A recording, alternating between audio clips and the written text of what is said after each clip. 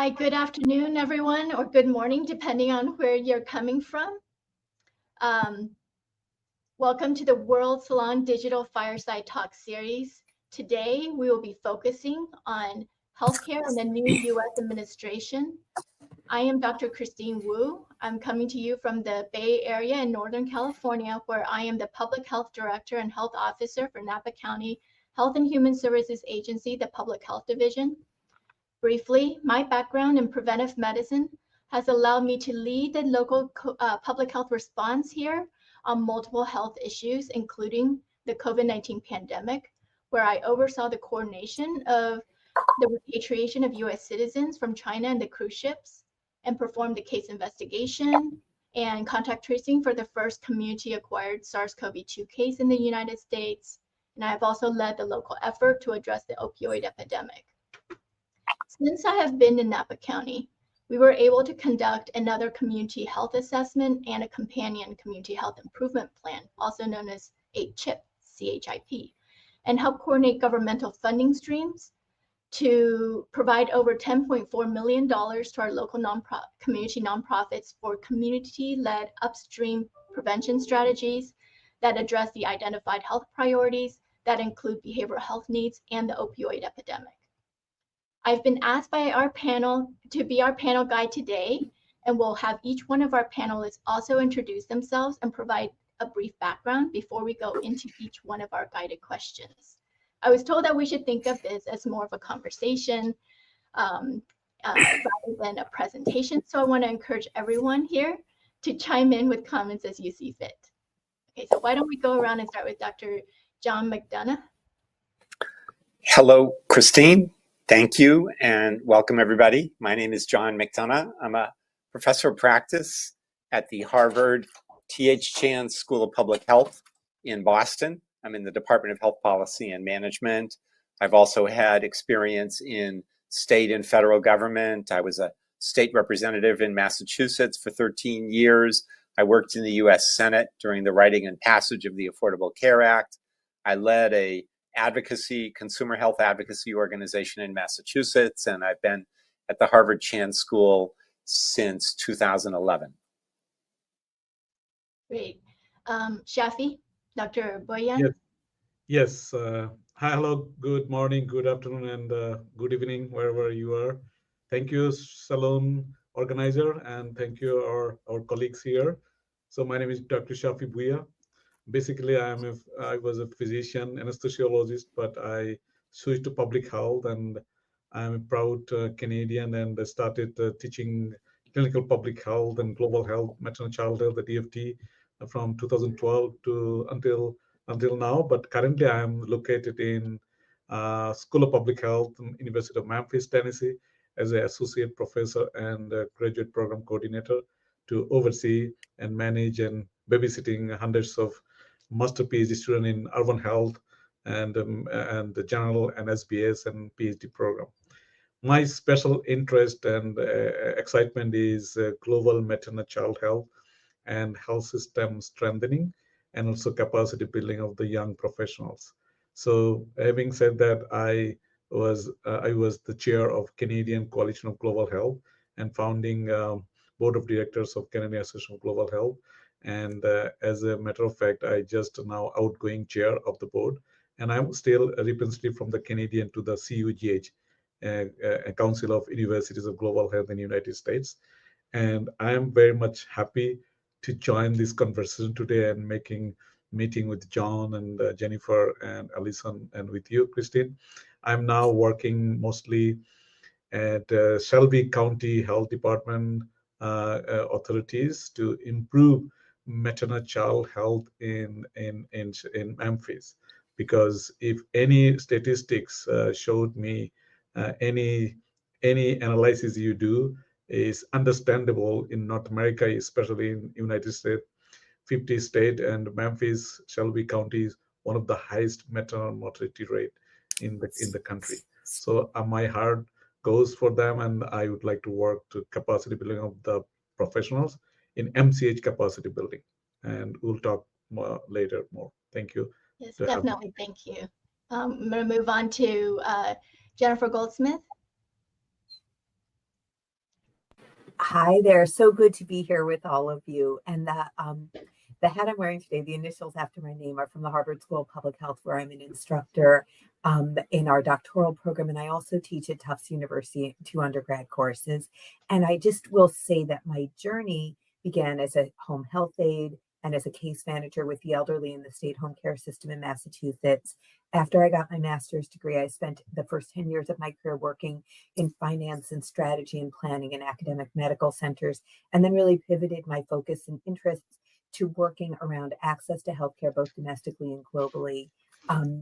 And that's been the journey I've been on, and the perspective that I bring today. And I will talk more as the questions emerge. Great. And then last but not least, Dr. Allison Crawford. Thanks, Christine, and hi, everyone. It's so good to be at a World Salon. It sounds very exciting, and I'm looking forward to the conversation. I am joining from Toronto, Canada. I'm a professor in psychiatry and public health at the University of Toronto, and I'll be speaking from two different hats. One, my involvement as the Chief Medical Officer for 988, which same number in the US. It's our suicide crisis helpline nationally, and engagement that I have with our governmental public health agency of Canada. And the second, which I think is relevant to our conversation, is work I do, international circumpolar work in suicide prevention and life promotion. And I have a chair at the University of the Arctic in public mental health, and really have benefited and learned about international approaches that can supplement and circumvent federal politics. So good to be here. Okay, so I was asked to share what I think the most effective strategies may be to bridge the gap between government initiatives and community needs, especially in tackling complex public health challenges. So I'm going to share that first, and then go around again with all of you with your specific questions. So I wanted to start by providing a little bit of background on Napa County and the Public Health Department. For those who don't know, California. So Napa County Public Health is part of the County Health and Human Services Agency that includes behavioral health services, child welfare services, older adult services, and self-sufficiency services or cash aid programs. The agency's clients are those who are eligible for Medi-Cal, which is California's version of Medicaid. And Napa is one of the 9 Bay Area counties just north of San Francisco, and one of the smallest of the 56 local health jurisdictions in California. Our population size is 134,000 people. The demographics indicate that Napa is older, whiter, and often considered more well-off than the rest of the US. However, this also really means that the disparities that we see with the populations that we serve will be greater, that for a significant portion of our population, owning a home in Napa County is going to be out of reach for them, that food insecurity and health disparities are greater for those, as I said, who qualify for services here in Napa. And as the appointed health officer, as I mentioned earlier, we conduct these regular assessments, the community health assessments, and the community health improvement plan, and regularly every 3 to 5 years, and are currently just published our 2024 community health improvement plan.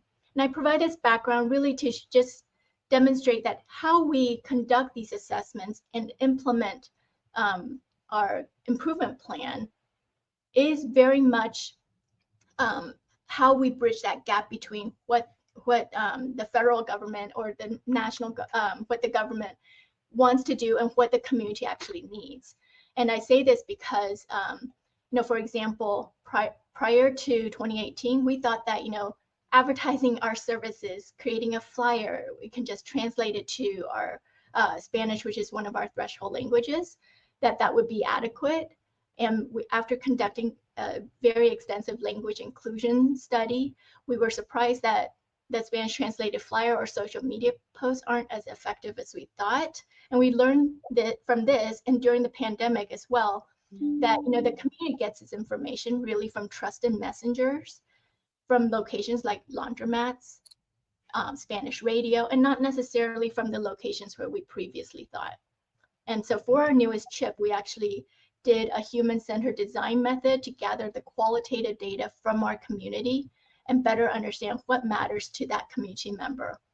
And maybe later on we can discuss human-centered design a little more if you would like to, but it's really an iterative process that focuses on the needs and the experiences of the people who would be using the product or service. And through this process, we've implemented, before the pandemic, small projects that address the behavioral needs of the community, because that was identified as a health priority long time ago, and it's a huge issue, obviously. So it came up again this past community health assessment. And we distributed mental health wellness kits, to schools, at farmers markets, throughout our community. And with our newest chip, I just want to give an example of what one of our community-based organizations came up with for addressing substance use disorder. This group is hosting concerts and author readings from book readings from authors about the opioid epidemic, and public health shows up to provide naloxone trainings and distributions at those events. And that's just an example of some upstream prevention work that our community nonprofits and government grants are able to do collaboratively to address public health issues. So I don't know if anyone wants to comment on that, or we can just move on. I do see some head nods. Does anyone want to chime in? If not, I can move on. Okay, John, in your experience developing and implementing health reforms, what role do you believe government leadership should play in forging partnerships with nonprofits, community organizations, and private sector stakeholders to tackle public health challenges? For example, like the opioid crisis, vaccine hesitancy, at the regional or neighborhood level. So thank you, Christine. I think I should probably clarify right from the start that when I speak, I don't speak for any of my co-panelists. And I also speak in my individual role and not on behalf of my institution, the Harvard Chan School of Public Health, just in the interests of candor and being straightforward with people. So I think that what's important in terms of thinking about the role of government and everything else is to pay attention to the moment that we are in right now. And right now, we are facing almost certainly the most unprecedented series of attacks on medical care and public health that we've ever seen. I've been involved in health policy since 1985, when I got elected to the Massachusetts House of Representatives and got appointed to the Healthcare Committee and started to learn over 40 years about this immense system. Never seen anything like this, and just how unprecedented our time is. I just point to an editorial that just came out today in The Lancet, which is probably the most prestigious medical journal on the planet. One can certainly make that argument, and they have a cover editorial, which I'm not sure they've ever done before. And let me just read one sentence or two sentences from it. Quote, "Health institutions may be hesitant to criticize the new administration publicly, but this timidity is a mistake. Trump's actions must be called out for the damage they are doing." So what are we referring to here? Let me just give just a few quick examples. The first one being the U.S. Agency for International Development, which the Trump administration has attempted to simply vanish from existence, to lay off everybody in there. The courts are intervening in some way at this point, but just overnight canceling contracts, laying off thousands of employees, leaving all kinds of life essential services at the docks, at truck stops, unable to get to people who need these to deal with famine, with wars, with so many other human tragedies. Just that in and of itself is as deplorable as one can get. And then beyond that, the dramatic overnight attempt at cutting vital funding for the National Institutes of Health and the research, the life essential research going on all over the country. The nomination and soon to be appointment of a Secretary of Health and Human Service secretary who is a vaccine denier, and quite honestly, a grifter, someone who is self-evidently out to use his notoriety to grab as much money as he can personally for himself.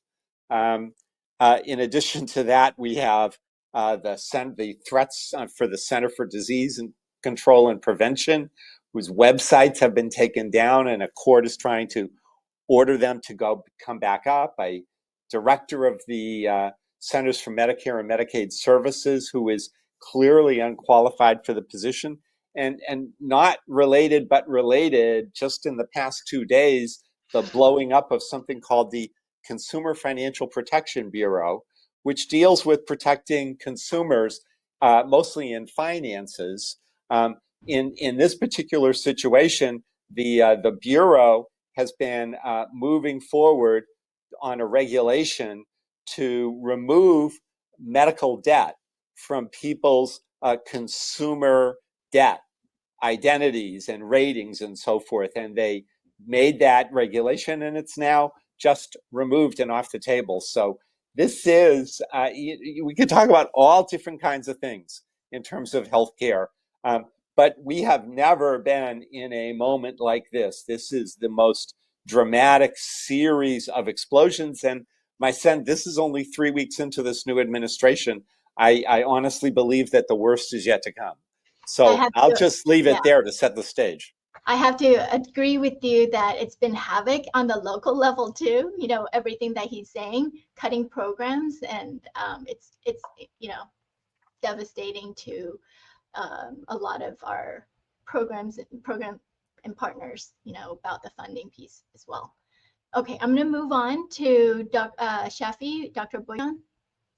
Yes, thank you very much. The question for you is, how do you see government leaders, both at national and local levels, playing a role in supporting internationally trained health professionals to integrate and contribute effectively to diverse communities' public health needs?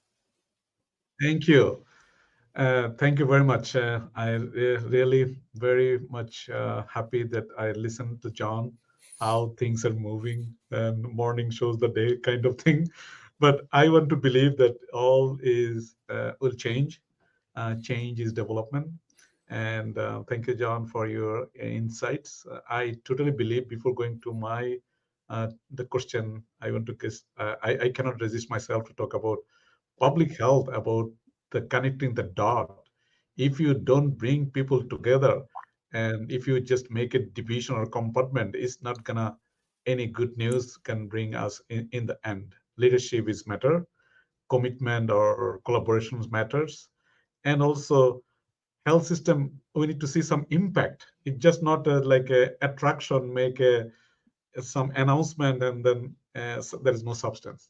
So we need the big country like United States, we need to have a safe, accessible to the care. Because, in developing country, in public health, when you teach, we say we have a 3D model. People cannot decide where they have to go. People have no decision-making power to take the services when and how they will take. All things is now need to be addressed in even United States, in Canada, also North America. It's just a unique characteristic I can see we're lacking. So having said that, the world is now moving in a one world, like everybody is now connected.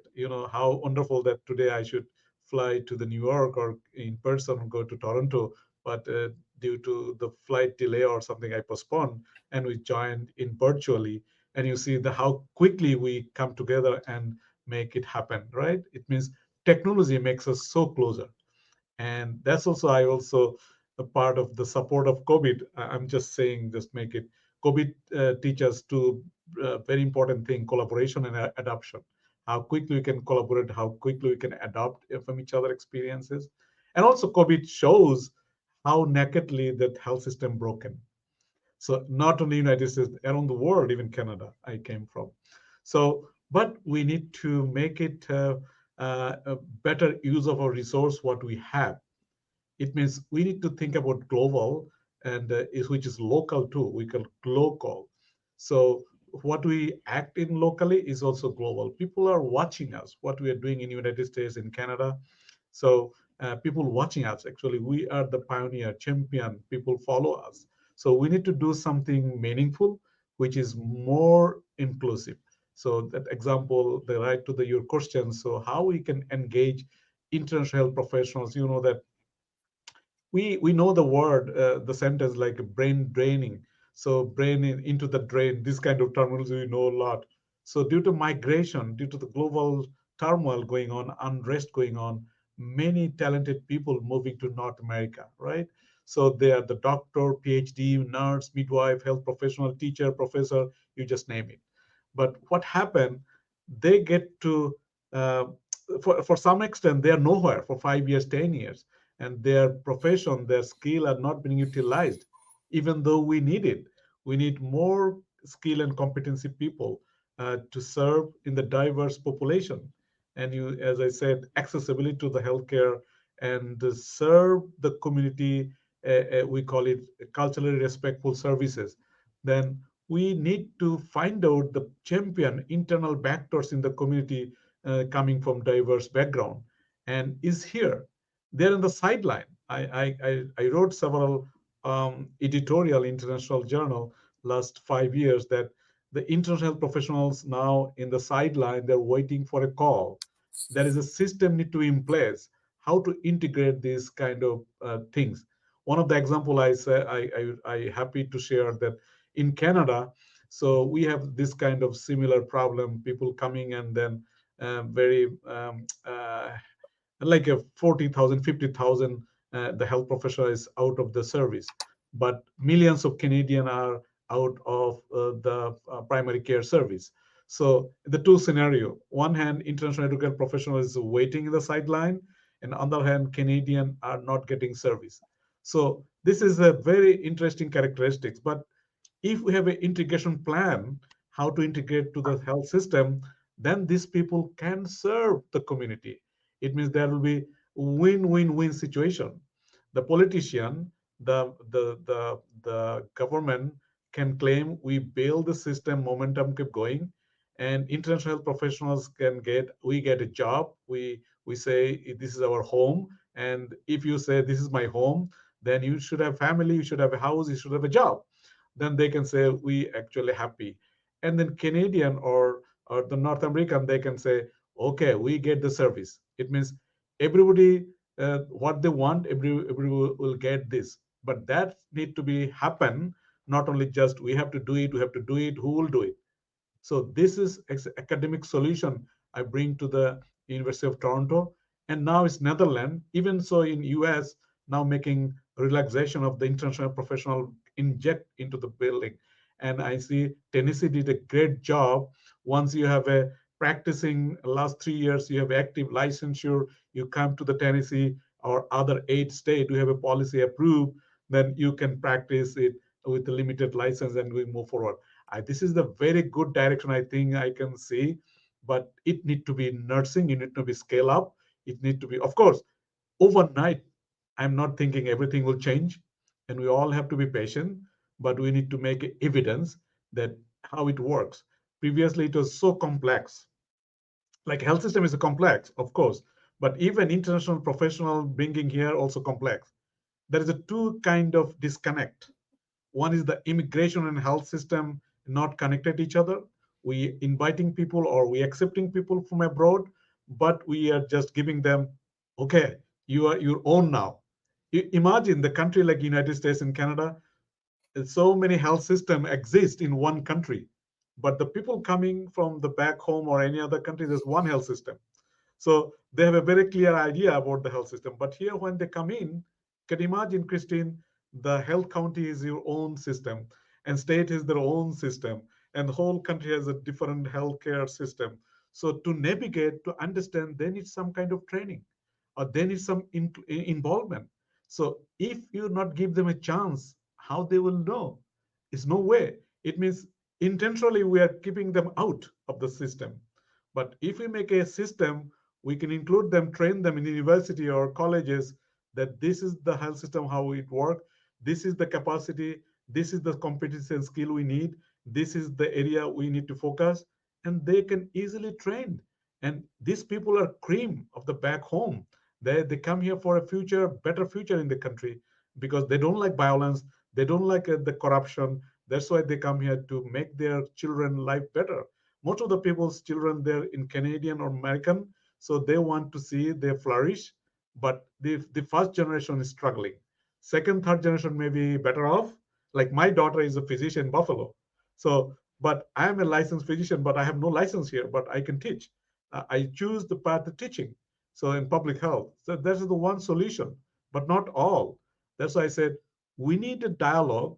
We need a national consensus among the politician, among the administration, how to make a national commission to include these kind of people. We all have a 50 state. We need that. And I'm sure hundreds of international professionals exist in United States. They are on the sideline, and we need to explore. Imagine, give one small example. For medical school, my daughter went to medical school in Michigan. Hundreds of thousands of dollars we need to her to be a doctor, right? And then she now working the residency and now going for practice. So imagine how much investment required for United States or the Canadian government. But imagine 10,000, 20,000, 50,000 doctors already in your doorstep. They pay all their tuition in the back home by their own. You have an opportunity to take the opportunity cost in count, that already one international physician or nurses that come here is a blessing for us. It's not costing you our tax dollar money to build them. Just give them a $5,000-10,000 coaching or something, refresher or continuing education training, then they can be better off to serve. Even though not a single dollar United States or Canada we invest on them, but they are ready to service, and then they pay the tax, and then we build the country.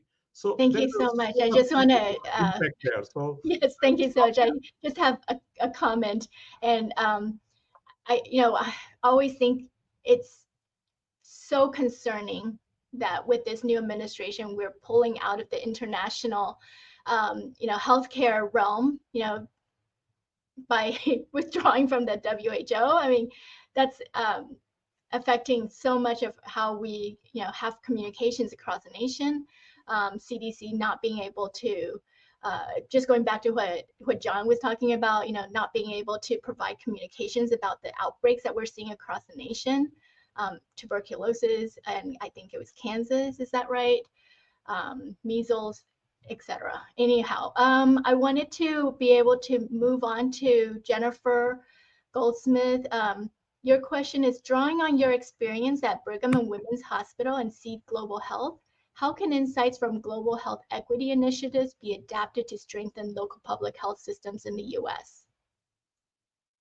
Thanks so much for the question. And I really want to echo, first of all, what John said. I only speak for myself. I'm not speaking for any institution where I work now or have worked in the past. And I think that we've seen that there are many lessons we learn from success in lower resource settings that are translatable here. And an ironic and sort of sad one, I'm going to say, is that when people live in places where there isn't political stability, the chance to be outraged and to sort of act on outrage without strategy is really limited by fear and legitimate fear. And that sounds like a strange lesson. Like, I would also say we've learned a great deal about providers and roles outside of physician roles, because in places where we have capacity constraints and there are never going to be enough physicians, of course you look to roles that are going to be supplemental. And through that, we discover the role of community health workers, and that actually there are levels of trust and accessibility that are translatable. And that's a lesson that we brought back to the US, and we've seen a significant increase in the reliance on community health workers, maybe even to a point, a pendulum swing where I've seen so many presentations where like community health workers are going to save the world, but they don't seem to be compensated sufficiently well. But like that's a really obvious lesson. But I think that the idea in the US that has persisted and been a point of trust for many of us is that we can express outrage sort of safely and you know, bring voices together in ways that really challenge authority without fear of retribution. And in many of the places where I've worked, including in Haiti, and colleagues I've worked with from other countries, including in Uganda, but many places around the world, that foundational trust in being completely safe and saying your opinions isn't foundational, and it actually invites something that I really often say in the classroom, which is modulate your outrage.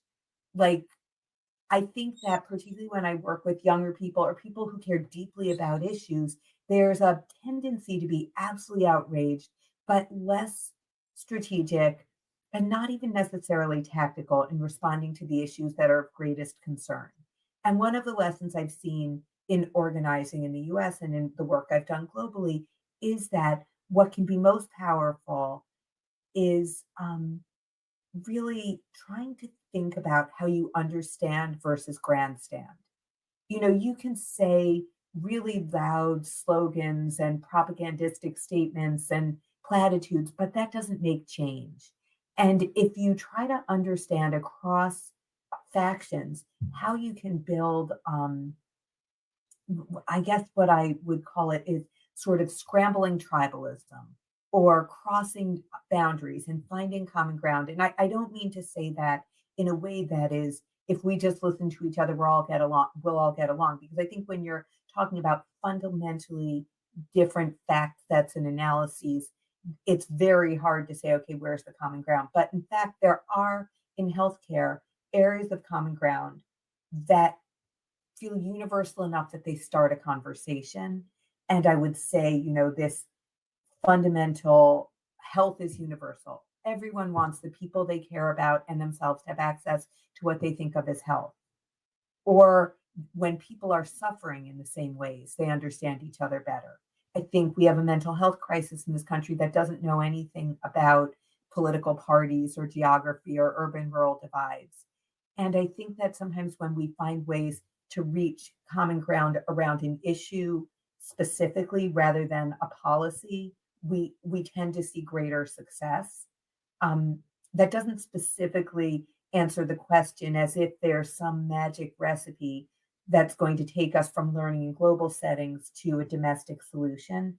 But I think I often think that those ways of finding improbable alliances, which I've seen in many settings, and often result in something unexpected, are what we have to do now.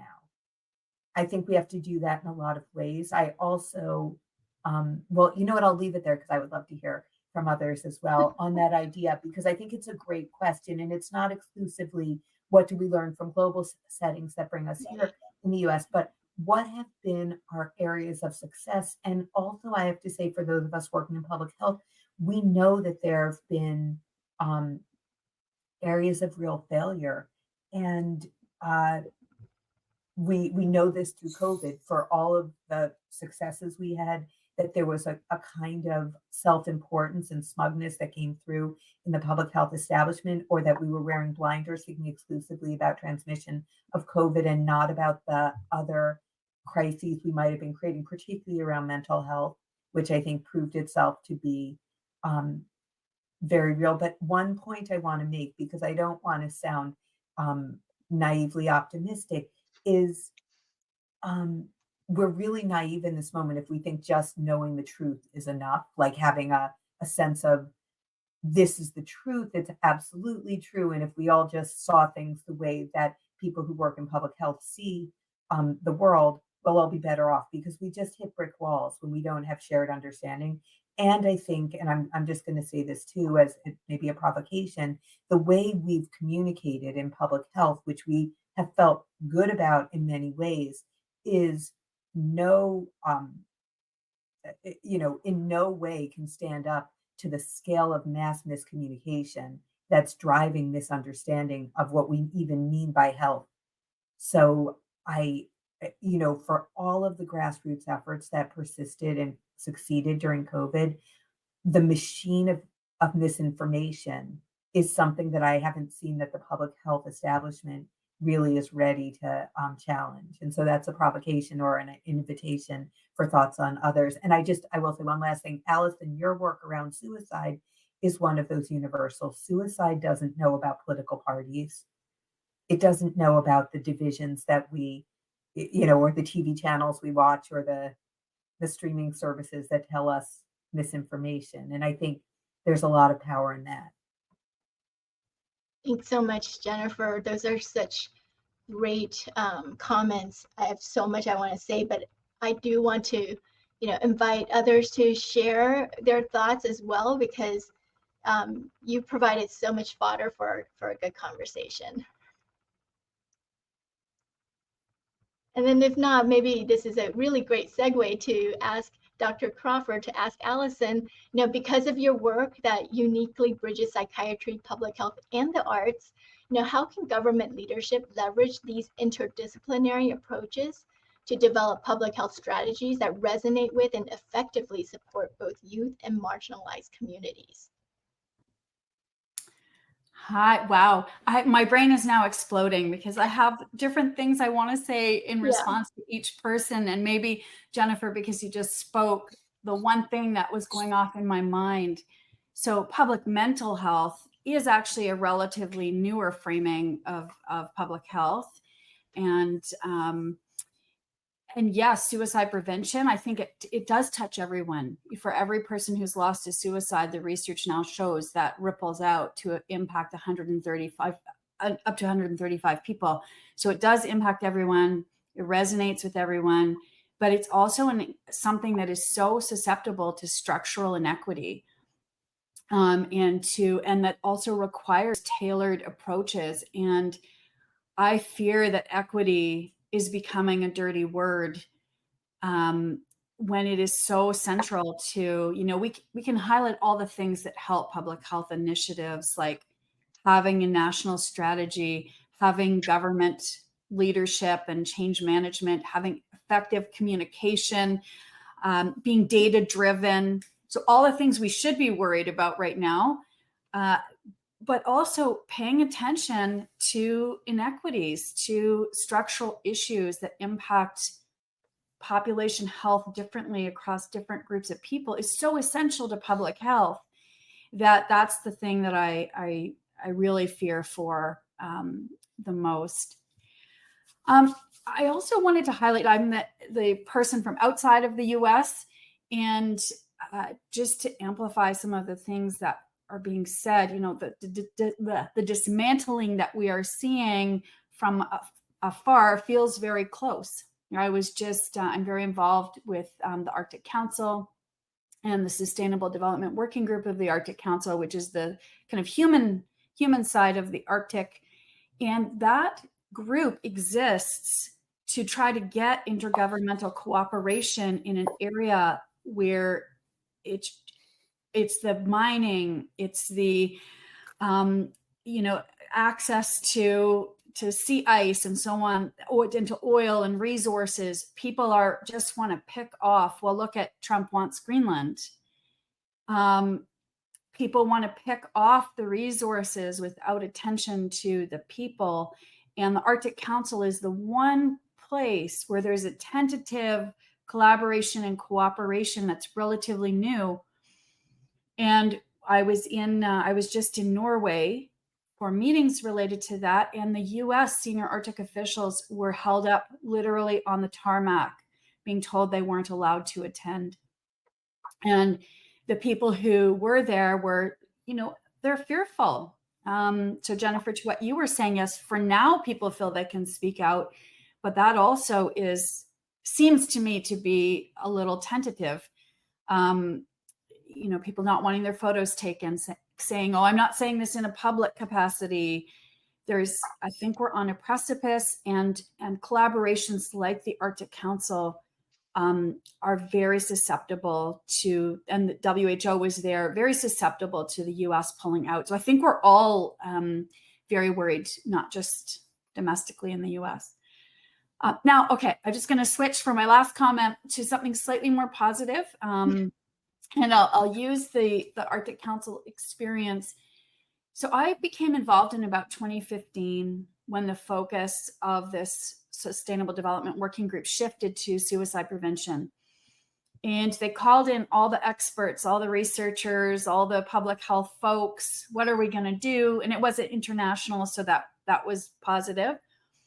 And that's the 8 Arctic states and the 6 permanent participant organizations, which are all international Indigenous organizations.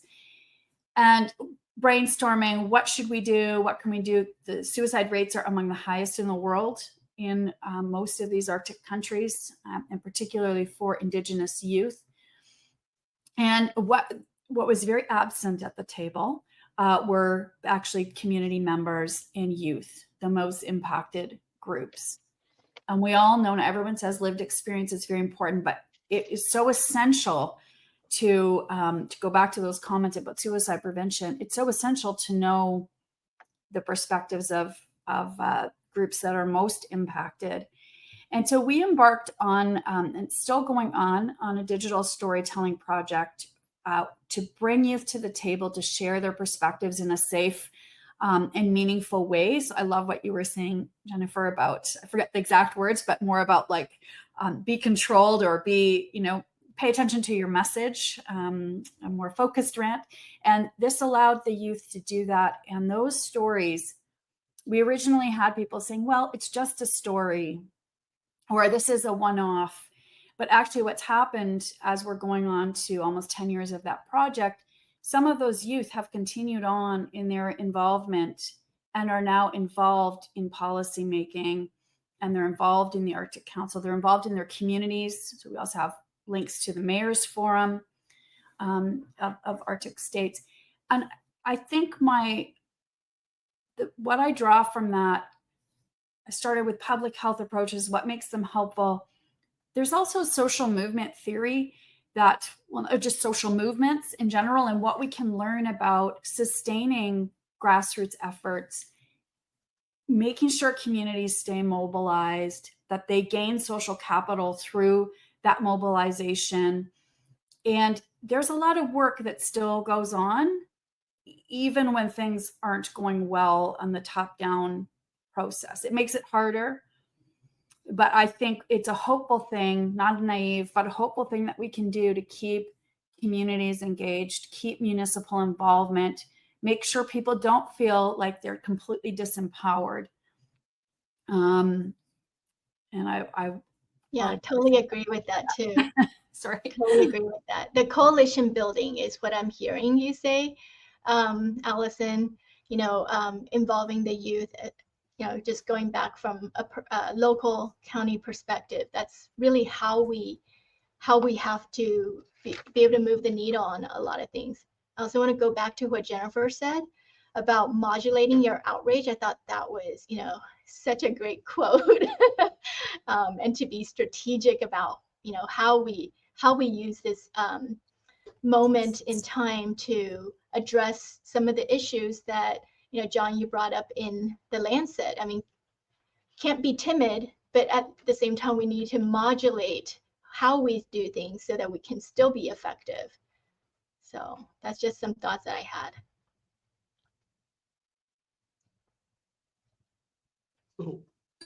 And I'm just going to dive in and say one thing. I say modulate your outrage, and I really believe that because maybe because I teach undergrads also, so that there's a lot of outrage. But I want to also talk about language, because I would say there's an anti-health movement, and we don't call it that. Mm-hmm. They concede no ground. When we make mistakes, we spend a lot of time very publicly, and the we I'm referring to are people who are working what I am going to call the actual public health movement, not the anti-health movement that is, potentially about to take over many areas of the US. But let's call it what it is. Like, we're about to have the risk of a bird flu outbreak. We have states that aren't testing their cattle. that's not a political position.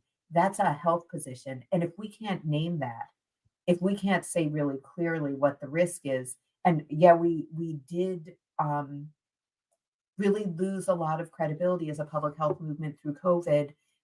Partly, I'm going to say some unforced errors and then some forced errors because we didn't think expansively.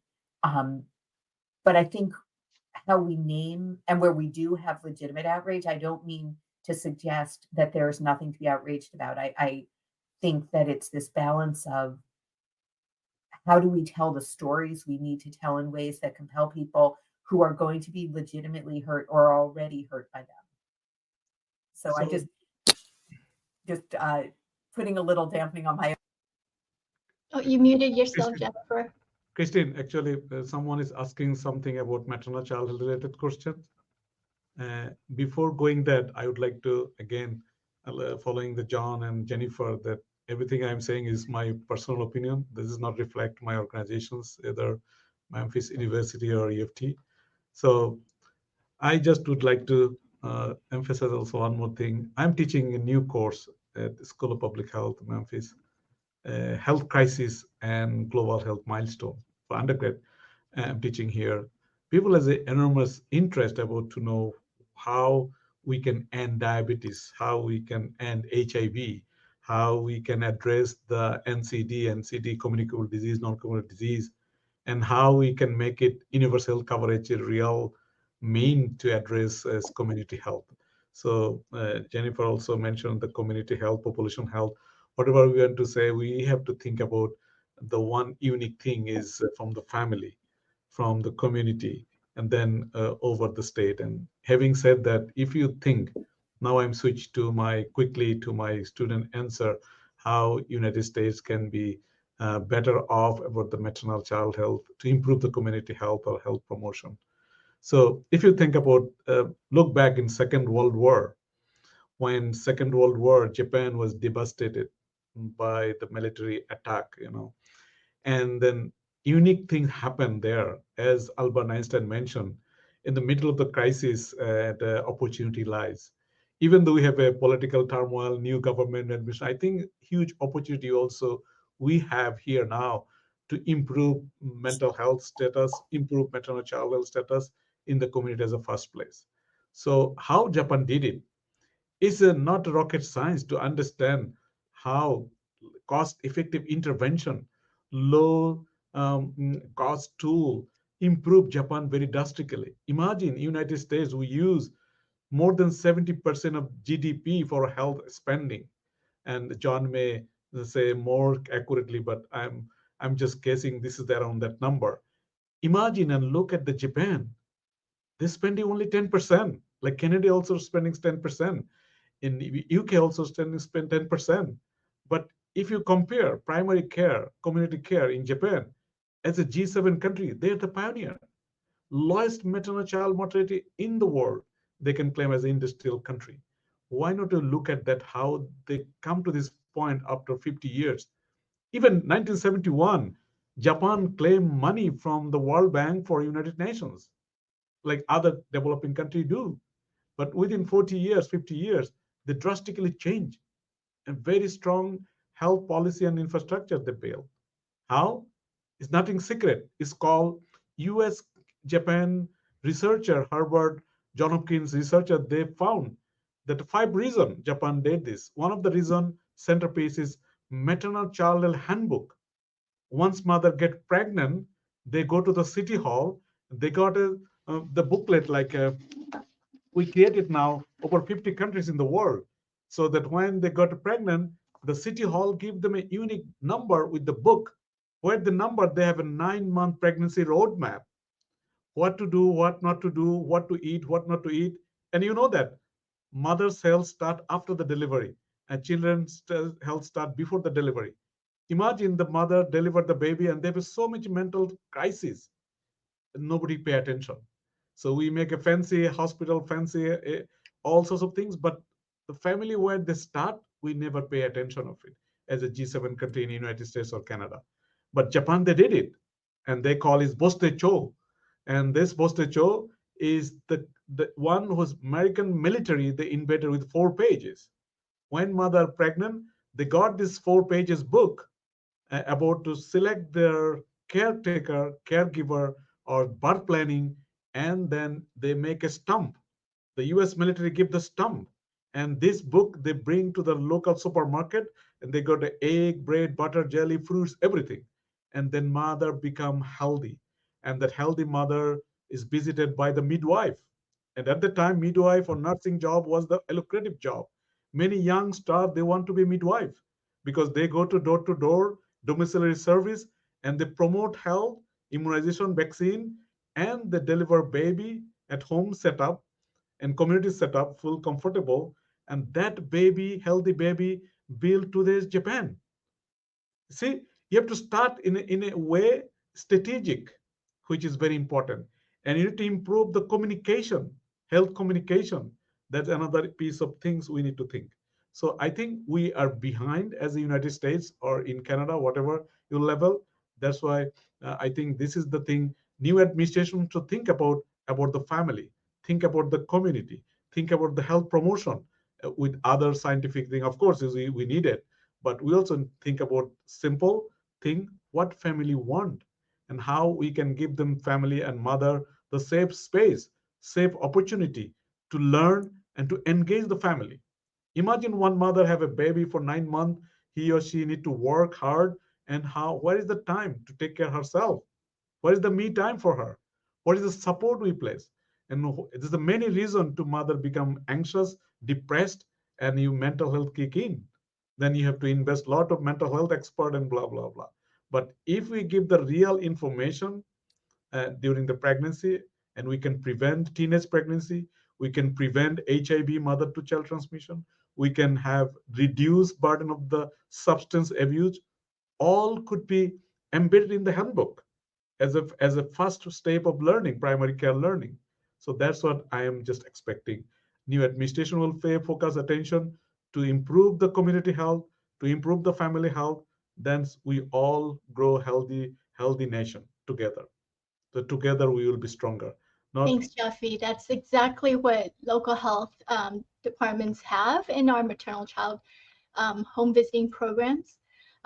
So I do appreciate you calling attention to that. Yeah. I also think that, you know, when we have disparate ideas trying to come together, we really should focus on the interests of everyone and how we can meet those interests.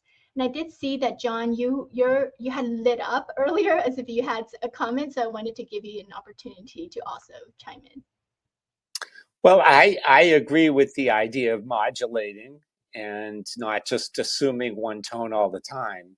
And I also think it's important to try to recognize where we're at any particular time, because what's called for at one time is different than what's called for at another. And I think what we can see from the early weeks of the Trump administration are two strategies. One is a shock and awe strategy, where you throw as many things as you can at the public to create a sense of people feeling overwhelmed with all these changes, unable to interpret and decipher them, and retreating into kind of a feeling of helplessness. And the other thing, and this is directly quoted from Steve Bannon, their strategy is to flood the zone, to throw as much in there and to flood the floors so that people have this feeling when you really get shocked that you don't know what to do. And in that situation, I think that it is strategically important for people who care about health policy, care about well-being, care about public health, to be forthright and to be perhaps a little bit more out there than would be our normal tendency in regular times, because these are not regular times. There's something going on here right now that is deeply troubling. And I would refer back to 2017, Donald Trump's first year, where it wasn't quite as flooding the zone and shock and awe as it is now, but there was a lot that came out first. And right out of the gate, there was their effort to entirely, completely, 100% repeal and replace the Affordable Care Act, or known as Obamacare also. And lots of people said, well, they've got the House, they've got the Senate, they got the White House. This is just going to happen. Don't yell so much. Don't get upset, because it's just going to happen, and we're going to have to figure out what else to do. And there was a major mobilization across the country like we haven't seen since like the civil rights movement in the 60s. And the effort by the Trump administration to repeal the Affordable Care Act failed. And it didn't fail on its own. It failed because people were mobilized. And I believe that strategically, smartly, in the interest of advancing public health, it is necessary right now to try to tell people how dangerous the threats are, and also that we do have the opportunity and the capacity and the ability to withstand this and to hold it back.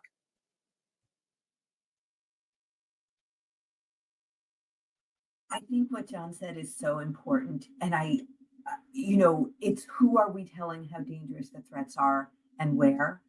I was really happy to see that Atul Gawande, who has been a USAID for the past several years, was on Fox News, because I don't need to hear Atul Gawande tell me that it's a grave global threat to end USAID, but people who watch Fox News need to see a reasonable and logical leader do that. And it's a risk. I mean, I would be dishonest if I didn't say I felt like even being in a conversation publicly in this moment isn't a risk. There's an approach of personal attack that's a distraction, but it's also a dissuader for people to speak about what's deeply important. And one of the challenges of global health, which is an ironic challenge, is we benefit from counterfactuals. We benefit from lives saved, but people experience lives lost. And it can feel very abstract to say, look how many lives were saved because we did this, as opposed to the outrage that comes from even a few lives lost with powerful stories. And I think about that in terms of the disappearance of data, because it becomes much harder to tell stories of change in the absence of data that we've long collected. The several weeks, or I guess about a week and a half, that the morbidity and mortality reports were made invisible is a recipe for misinformation. And then it makes it much less harder to anchor what you're raising your voice around. So there's another question in the chat that says, from pandemic preparedness to mental health services, how can local and federal agencies work together to build resilience in public health systems, even under changing political leadership? And I wanted to just bring us to that question briefly. I had something to say in response to Jennifer that I think actually applies to the question a little bit. From across everything everyone's saying, it really does highlight how we have to shift our thinking about what health communications are. And we probably need more research into what's effective given this current climate. And I was reminding, I don't know if people know the sociologist Arlie Hochschild and her work on the concept of deep story. I think someone else said, it might have been Jennifer, like just spouting facts at people. Facts are not self-evident in this climate. So how do we communicate when people just have such a deep understanding of something that's impervious to our story of facts and data? I think we would do a lot to build resilience if we could tell our stories better. So I read Arlie's books, particularly Strangers in Their Own Land, back in about 10 years ago or so. Brilliant stuff. Arlie goes into an area like Louisiana or Kentucky or West Virginia and lives there. And part of her building her books that she writes is spending loads and loads of time getting into deep talk with people from different perspectives. And we don't all have that kind of ability to do that. And so where you can, you do it. I think, and it's important. I've been very influenced by a political scientist named Deborah Stone, who does also write about the power of narrative in terms of creating shared meaning to advance good policies, and the strategic use of things like metaphors and numbers strategically. You think about the breast cancer movement in the US in the 80s and 90s, and how they picked out a single number. And the number they picked out was 1 out of 8, which is the lifetime risk of a woman developing breast cancer. And every organization across that policy landscape put that on their stationery, on their websites, and they created a sense of shared meaning to help it get embedded in people's minds and understanding. So when they heard about breast cancer, they would think about 1 out of 8. And there's ways you look at that and you can say, well, that's artificial. If you compare the lifetime risk of a woman getting breast cancer, 1 out of 8, to the lifetime risk of a woman getting cardiovascular disease, which is about 1 out of 3, it puts the 1 out of 8 in a very different light. But it's what Deborah Stone calls strategic portrayal for policy's sake. But I think the other thing to think about understanding in terms of the current moment, and this is one thing I just heard recently, is, of course, it's hard to talk to people who are on the political right, the conservative movement, Republicans, about public health. They don't like it, they don't understand it, or if they do understand it, they don't like what they understand. And one of the suggestions that I've heard that I think makes sense to me, and this is just one of many examples, is not to use the term public health if you go on Fox. And if you go on Fox, better to say biosecurity, which in lots of ways is actually the exact same thing as public health. But for some reason, it seems to resonate with more conservative audience. So if you say we're doing this in the interest of biosecurity rather than we're doing it in the interest of public health, you might actually make a little bit more attraction. The other thing is, is people over and over in public health and related policy and ideological areas love to talk about equity and inequities, and I do too. I think that on the political right, people don't trust that term, don't like it. They hear equality and equity, they can't figure out the difference. So I think, frankly, when people say, what do you mean by equity and inequities? I say it's just about fairness. That's it. And I think people get the idea of fairness or unfairness better than they get the idea of equity or inequity. So I think there are strategic language shifts we can do that might be helpful in some places. I don't know how deeply important they would be in the long term, but I think it's one thing that people can think about, is think about the words that we use, and are there other terms that might in this current environment be a little less loaded.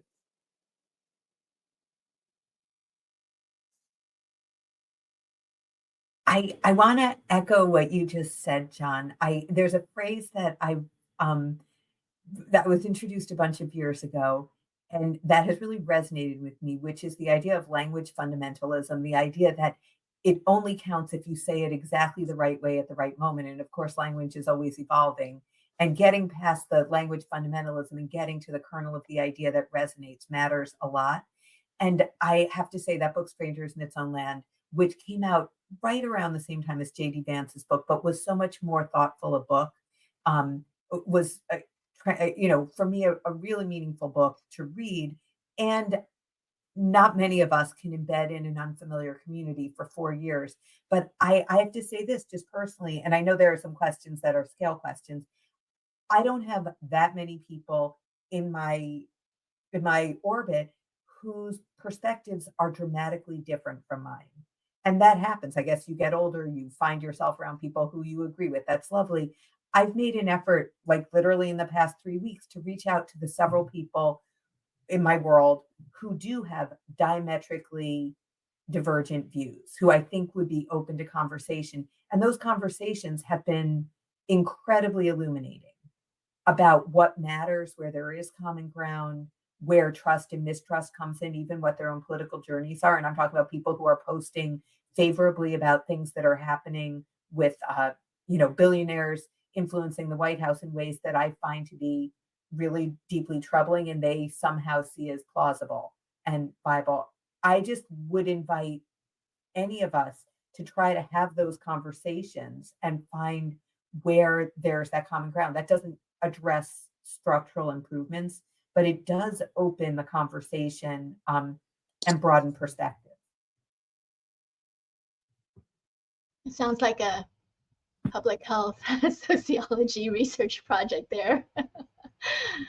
Except that I have to say, it's also friendships. Like, you have to go in Yes. with an open heart, and Yeah. and with ground rules, not trying to convince anyone, not trying to, do a Exactly. takedown.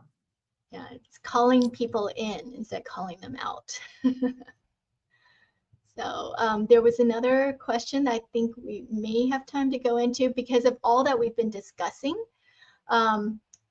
with this, regardless of political shifts. I'm just going to paraphrase. Which are the policies and programs that we all think should remain a top priority going forward?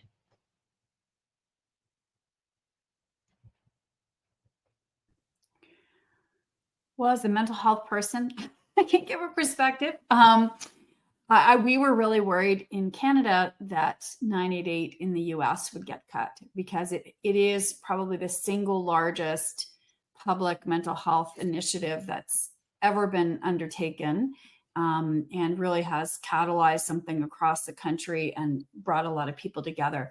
It looks okay for now, but they're already experiencing like incursions into which populations they should serve and how they should frame that and so on. But so that's one that hopefully will be sustained. But I actually would think about paying attention to the financial climate, because we know that actually impacts mental health of individuals, it impacts suicide rate, it impacts the well-being of families more than anything we could address with a direct mental health program. So making sure that people, with downturns in the economy, mental health is really impacted. So are you talking about economic stability? Yes. Yeah. Okay. And advocating for that and framing that in a way that's, again, palatable based on what we've been talking about. Yeah, but Not I would like to reflect, add something again, if is it okay? Of course. Yeah. Just chime So in. we may have an allergy of some terminology of something, mental health, HIV, cancer, or immunization, vaccine, whatever. But I think most important single piece is important that system thinking. We need to build a system where we can make a health and education joint program, where we can embed it, mental health, maternal child health, and all sorts of things. That may be the priority, should be the priority, because I may biased on maternal child health, but this should be started from the community level. It means system is the important. Now, even we have a lot of system exist, but nothing is, when you teach in the research method, or people asking me if too many objectives, no objective actually. So then we lost what we could address. So that's why I think we should start from system thinking, like a health and education program, how you promote health, not only physical health, also mental health. That kind of intervention we need to start now than later. I really like that too, because as I had mentioned about my opioid prevention work, the way we work with a community to start a coalition is we have to get multiple different sectors together in the same room and build upon our mutual interest to address this issue. And so I think that's a really great point. There is one other question in the chat that I think we have time to get to, and that's, are there proactive measures that we should be thinking about to strengthen our public health infrastructure so that we're better prepared for future pandemics or health crises?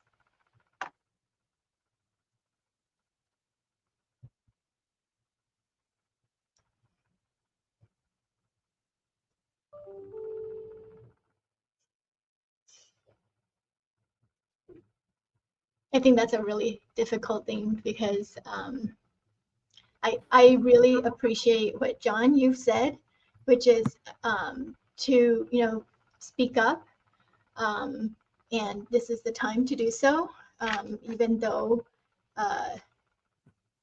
even though we might feel intimidated, that it is the right time, and to look at how our language, so maybe some of these proactive measures in my mind could be looking at our language, trying to not necessarily change what we're doing, but thinking of the end result.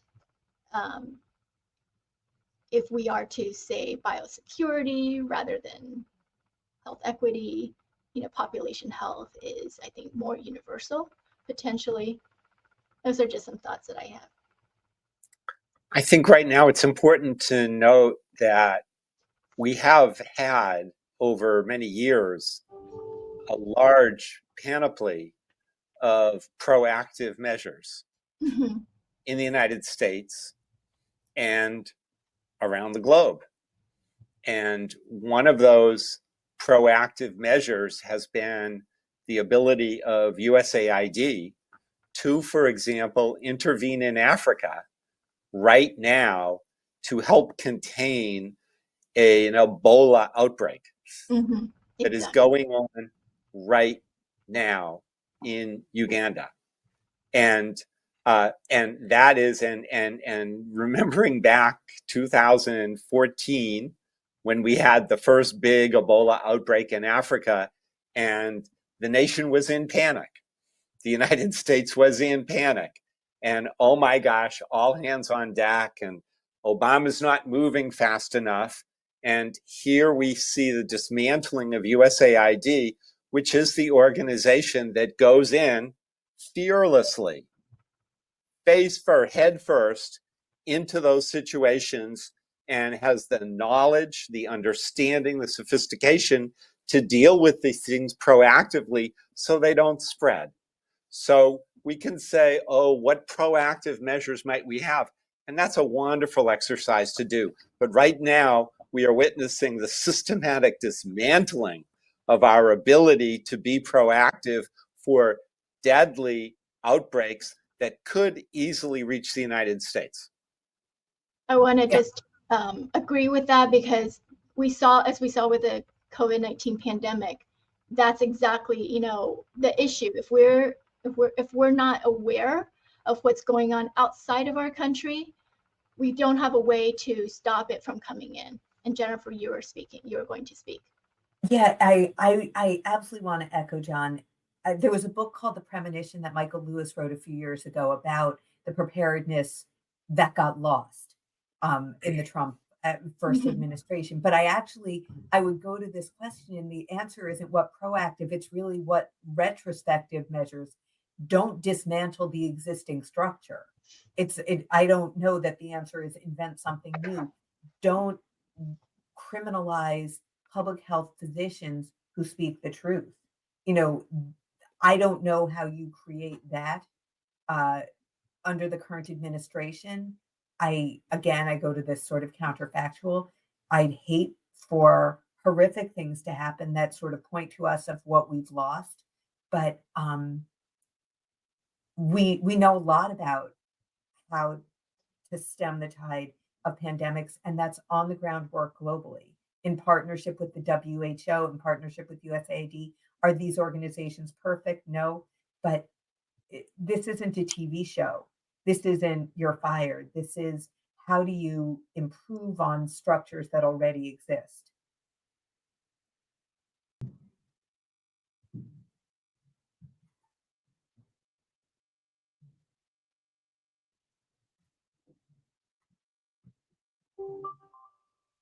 I think, Shafi, yes, you yeah, going to say something? I think this is important to think about how we can leverage our strength over the years. We learn this lesson, and this lesson also we need to implement in the local level, and we can scale up. So no matter what the origin is or who created this, but all the good practices we need to brought forward. We should not be afraid to speak up, because collaboration is the key. Our discussion, we discuss communication is the important issue, and involvement of the stakeholders, right? So all we can do, we can also cannot forget the pandemic attack already is not only end, who knows what coming next. So what we have learned from the latest pandemic attack, right? We need to think about it, and we need to create the environment, learning opportunity like early warning rapid response system, which is already exist. But if we don't use it, the tools we already created, investing millions of billions of dollars, what is the point? So we cannot discard everything and anything and thinking everything new. But we already created lot of science, lot of knowledge. We just need to bring forward to this by the academia, by the NGO, by the government, by the community. It means we need a collaboration to be successful to pass on the crisis. So that collaboration should be academic, government, NGO, and civil society. All need to come forward, not only public health physicians, but thanks God, after the COVID, public health people now getting highlight some space in the media, but before that it was not so often. So that's also another thing. So we need to work together, the clinician, the public health, and the civil society, the academia, to find the actually best effective way to intervene the crisis. As I said again before in my earlier talk, that in the middle of the crisis, the opportunity lies. That we come together and speak up together. Together we are stronger, and we should be moving forward. Yeah, and I have a good or bad habit of using the chat. But John, as you were speaking about the Ebola crisis, I was thinking about Médecins Sans Frontières, Doctors Without Borders, and their work in this area, and there are many other NGOs, and we know there are private philanthropists who are trying to patch up some of these new gaps. People have been very critical of the Gates Foundation for shifting the pendulum to certain topics in global health away from others. And I just think it's going to become more and more important as governments stop doing some of these things, to see what kind of influence, what kind of organization can happen across some of these other actors that will be important.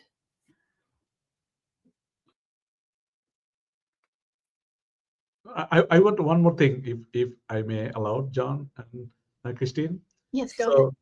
I don't want to think too much negative. I want to think positive. Like, this is maybe the time we are on. We can analyze where we are now and where we want to go and how to reach there.